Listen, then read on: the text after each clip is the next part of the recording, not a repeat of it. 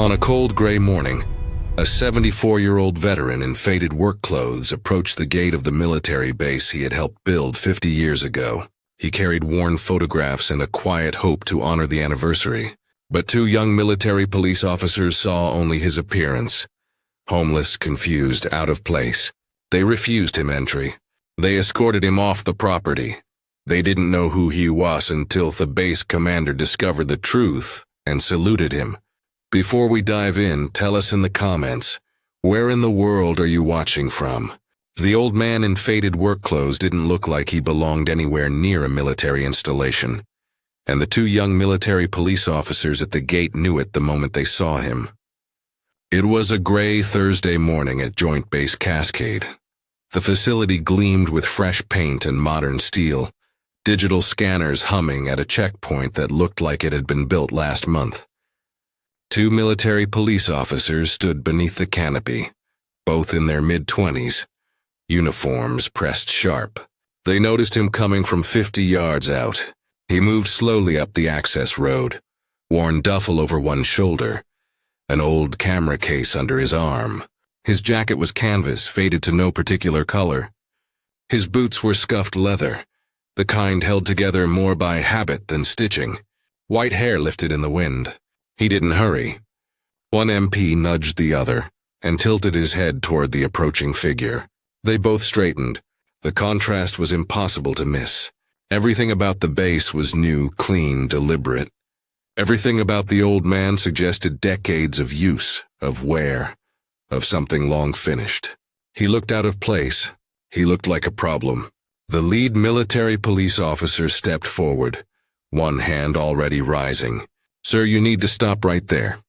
The old man stopped 10 feet from the gate and met his eyes without a word. The old man didn't flinch. He simply nodded toward the gate and spoke quietly, his voice steady despite the wind. "I'm here for the anniversary event. The open house." The lead MP, name tag read Holloway, looked him up and down. "You have an appointment?" "No appointment. It's open to the public. Says so on the website." Holloway's partner, a shorter MP named Chen, stepped closer and eyed the duffel. "ID?" The veteran pulled a worn wallet from his jacket and handed over a driver's license. Holloway scanned it, then checked his tablet. His expression didn't change. "You're not on the list." "There's no list. It's open to the public. Sir, this is a military installation. We don't just let anyone walk in." Holloway handed the license back. "Especially not dressed like—" He stopped himself, but the meaning hung in the air. The old man's jaw tightened, but his voice stayed calm. "I was invited. I have photos from the original construction. Thought they might want them for the display." Chen glanced at the camera case, then back at Holloway. "Photos from construction?" "Sir, this base opened 2 years ago. Not this gate. The base itself. Before the expansion." Holloway's patience was thinning. "Look, I don't know what you think you remember, but you can't just show up like this. It's disrespectful." He gestured at the veteran's clothes. "This is a formal event." Behind them, a family with 2 kids slowed near the visitor lot. A man in a veteran ball cap turned to watch. Another car pulled up. People were starting to notice. The old man didn't raise his voice. "I'd like to speak with public affairs." "Not happening." "You need to leave." The old man set his duffel down carefully and met Holloway's eyes.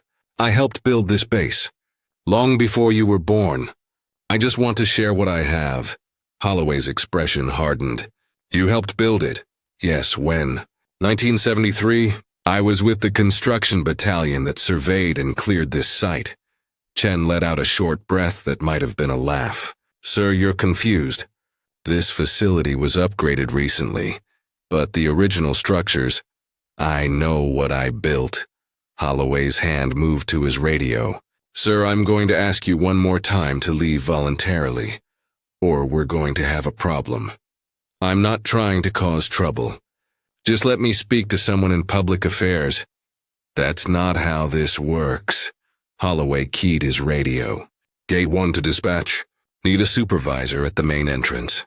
Possible confused individual refusing to leave." The static reply was immediate. Copy, en route. By now, a small crowd had gathered near the visitor center. A woman held up her phone, recording. Two younger men in veteran caps stood with arms crossed, watching. A family with children whispered to each other. Someone muttered the word homeless just loud enough to carry. Chen stepped closer, voice rising so the crowd could hear. Sir, if you do not leave immediately, you will be charged with trespassing on federal property. Do you understand? The old man didn't move. His voice stayed level, almost gentle. I understand. But I'm asking you to make a phone call. One call. Public affairs will know who I am. We're not calling anyone. Holloway moved to his side, hand near his belt. You need to go, now. A man in the crowd called out, just let him talk to someone. Another voice, quieter. Poor guy. Probably thinks he's still in the service. If respect is earned by how we treat people, then what played out next earned nothing. Holloway gripped the veteran's arm. Let's go. The old man picked up his duffel without resistance and let himself be guided back down the access road, past the cameras, past the whispers, past the polished gate he had once helped create. He said nothing. He didn't need to. His silence said enough. The old man was 20 feet past the gate, still flanked by the two guards, when Captain Sarah Brennan pulled into the visitor lot. She stepped out of her sedan, juggling a coffee and her cover, already running late for the ceremony setup. She glanced toward the commotion near the checkpoint and saw them. Two security guards walking an older man in faded work clothes back toward the road. Something about the way he moved, shoulders square despite his age, made her pause. Then she saw his face. Her breath caught. She'd seen that face before. 2 weeks ago in the base museum. A black and white photograph on the construction history wall. Younger then, in uniform, standing beside surveying equipment with a half-dozen other engineers. She'd read the caption twice because the date had surprised her. 1973. His name had been listed first. Brennan set her coffee on the hood and walked quickly toward the gate. Hold on, what's happening here? Holloway turned, mildly annoyed. Ma'am, just removing an unauthorized individual. Already handled. She ignored him and looked directly at the veteran. Sir, can I ask your name? He told her. The air seemed to leave her lungs. She turned sharply to Holloway. Let him go. Ma'am, he refused to leave and doesn't have... I said let him go. Brennan pulled her radio from her belt. Captain Brennan to command post. I need the installation commander or his deputy at Gate 1 immediately. Priority. Holloway released the veteran's arm. Chen stepped back, uncertain. Brennan moved a few steps away, already dialing on her phone. Her first call went to the museum coordinator, her second to base archives. She pulled up a scanned PDF on her phone. Construction crew manifest 1973. There it was. His name right at the top.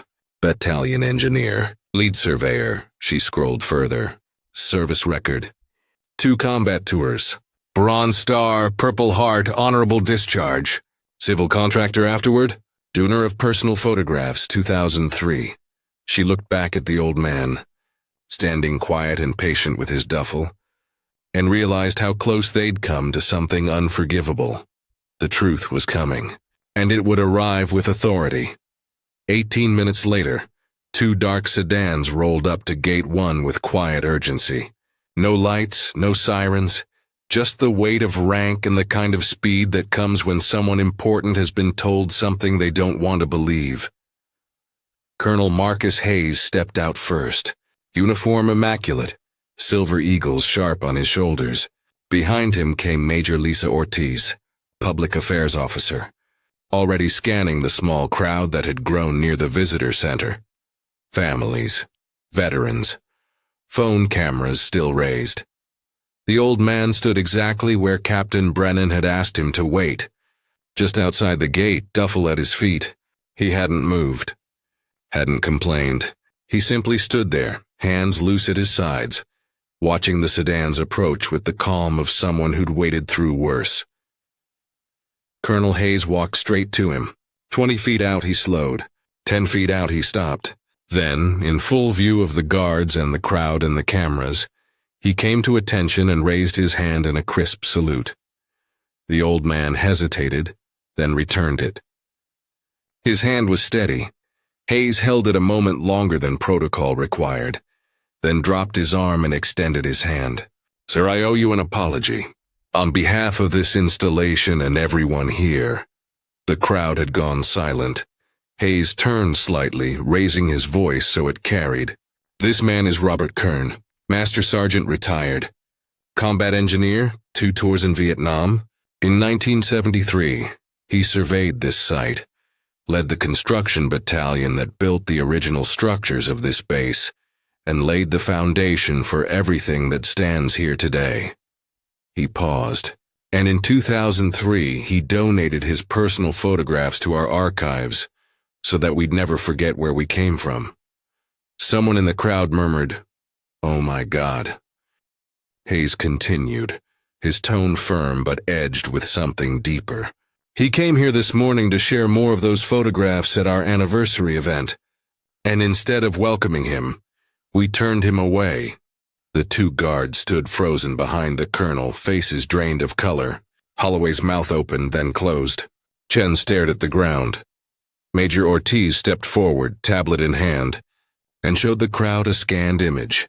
Young Robert Kern in fatigues, standing beside a theodolite on bare earth, the first stakes of the base visible in the background. A woman in the crowd lowered her phone. A veteran removed his cap. The whispers shifted from judgment to something like shame. Hayes looked back at Kern. "Sir, would you honor us by coming inside?" The old man picked up his duffel, nodded once, and walked through the gate he'd built 50 years before. Colonel Hayes didn't wait long. Once Master Sergeant Kern was seated inside the visitor center with coffee and a quiet space to rest, the colonel walked back outside to where Holloway and Chen still stood by the gate, stiff and silent. He didn't raise his voice. He didn't need to. The small crowd lingered nearby, and Hayes made no effort to move out of sight. "Gentlemen," he began, hands clasped behind his back, "protocol exists for a reason. Security matters. I understand that. But protocol is a tool to protect people and this installation, not a replacement for judgment or basic human decency."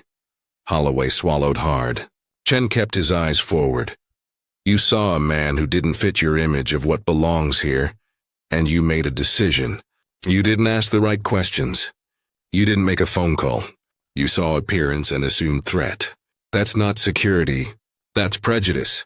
Hayes let the words settle, then continued, "Effective immediately. I'm ordering a full review of gate screening procedures. Every contracted security officer on this base will complete respect and recognition training within 30 days. You will learn to see past the surface. You will learn that service doesn't always wear a uniform." He paused. "And you will learn that dignity is not negotiable." Holloway's voice came out hoarse. "Sir, Hayes raised a hand. "You'll have time to reflect." Dismissed. The 2 guards walked back to their post, shoulders heavy. Inside, Major Ortiz had quietly asked Kern if he'd accept a public apology during the ceremony. He shook his head. "No need. But if you'd like, I'll say a few words." An hour later, standing at the podium in front of 200 people, Robert Kern set his notes aside and spoke from memory. "Buildings age," he said, voice steady and clear. "So do we. Paint fades. Steel rusts. Foundations settle. But the values we served, respect, humility, sacrifice, those don't retire. They don't fade. They're what hold everything else up." He looked out over the crowd, veterans and families and young service members alike. "We don't honor the past by polishing statues. We honor it by how we treat each other today." The applause was long and quiet, the kind that comes from understanding rather than excitement. The lesson had become institutional, but more than that, it had become personal. After the ceremony, Colonel Hayes walked Robert Kern across the grounds he'd helped create half a century before. The old photographs came out of the duffel one by one, Images of bare dirt and wooden stakes, of young men in boots and sweat-stained fatigues. Kern pointed to a maintenance building that used to be the original command post. He traced the old road layout with his finger, now buried under new pavement and painted lines. Hayes listened. He didn't interrupt. He simply walked beside a man who had built something meant to last and had. Service doesn't always announce itself. It doesn't always come with fanfare or flags or a name on a plaque. Sometimes it's quiet. Sometimes it's worn into old hands and faded jackets. Sometimes it walks up to a gate and gets turned away because we've forgotten how to see it. The danger is not in missing the uniform. The danger is in missing the person. If this story reminded you why respect and humility matter, share it. Subscribe to honor more untold veteran stories. And comment below, who's a veteran in your life whose service often goes unseen? Because service is often invisible. Recognition should never be.